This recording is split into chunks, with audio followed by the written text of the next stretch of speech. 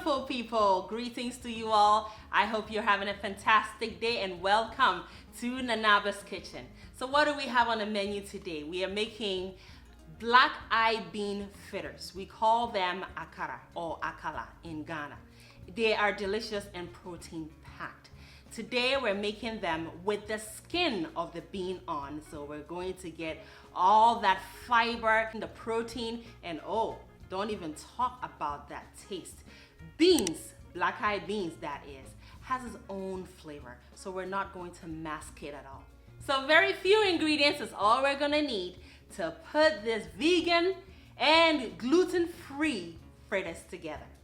Let me walk you through what we have done so far.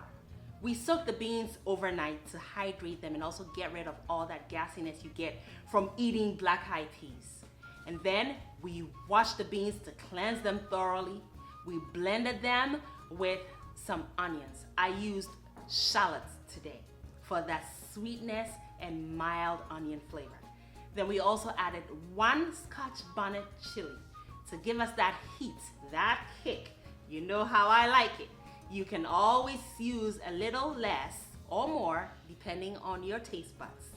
We also seasoned with some salt, including my all-purpose seasoning to give it some umami.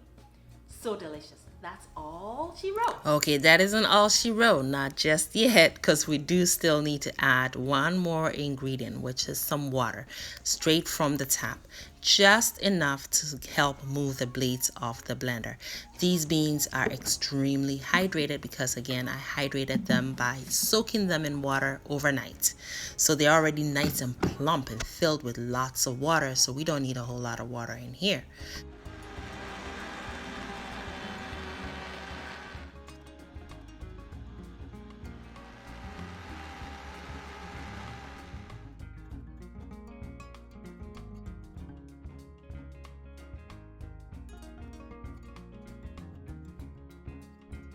So see how smooth the texture of this mixture is? That's what we're going for. It needs to be nice and smooth, okay?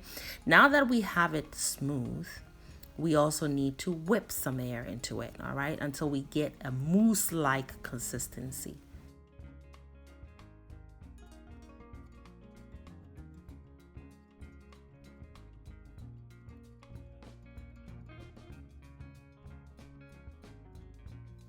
And after blending everything together, we also whipped some air into the mixture so that the final product is airy, it's light, pillowy, and absolutely gorgeous.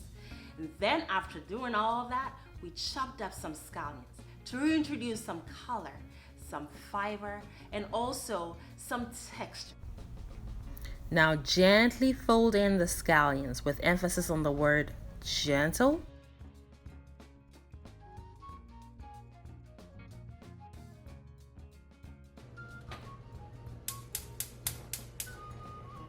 Now we are ready to fry because our oil has come to a sizzle. We've had it on the stove for just a little while. Let's fry some Akara, friends and family. And these savory black-eyed bean fritters are also known as KOOSE in Ghana, West Africa, where I'm from. And I particularly enjoy this version because the skin of the bean was left on, which leaves the bulk in it, creating that fullness when you have it. So it's a lot healthier for you. You get more fruit from it as well. Use an ice cream scooper or just a regular spoon and scoop the amount you desire into the hot oil. Just be careful doing that so you don't splatter any oil on yourself. And they should not descend to the bottom of the pan. They should float like the clouds they are, all right? And then use a skewer to flip them after about a minute on one side. And look, they are turning nice and golden brown, and that is exactly what our intention is today, is to fry these beauties until they're golden brown, little crunchy on the outside. Those little peaks that peek out should be nice and crunchy, my favorite part. This is perfection. It is done. Take them out of the oil and place them on a paper towel so the excess oil is drained off.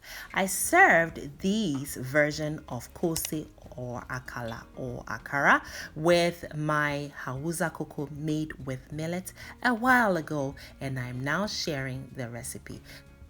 Look at how beautiful it is on the inside. Just so pillowy. This is perfection.